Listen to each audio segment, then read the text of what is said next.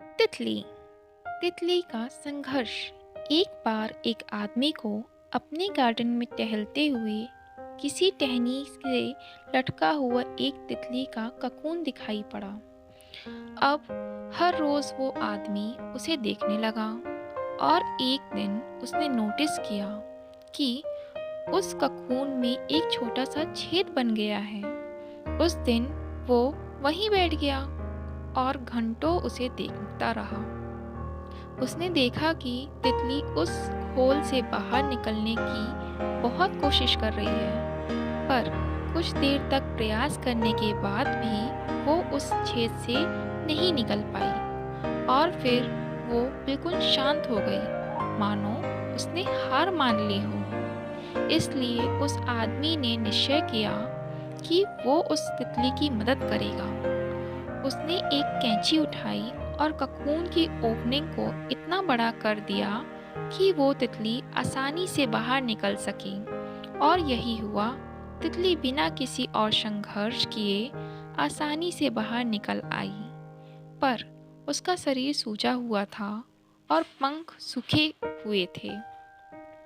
वो आदमी तितली को ये सोचकर देखता रहा कि वो किसी भी वक्त अपने पंख फैलाकर उड़ने लगेगी, पर ऐसा कुछ भी नहीं हुआ। इसके उलट बेचारी तितली कभी उड़ ही नहीं पाई और उसने अपनी बाकी की जिंदगी इधर उधर घिसटते हुए बितानी पड़ी।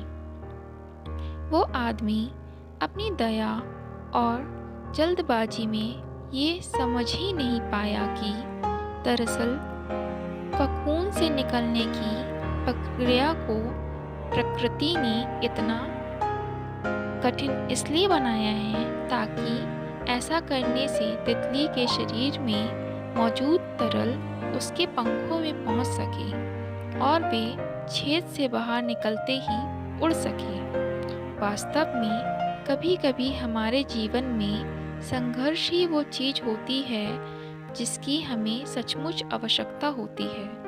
यदि हम बिना किसी स्ट्रगल के सब कुछ पाने लगे तो हम भी एक अपंग के समान हो जाएंगे।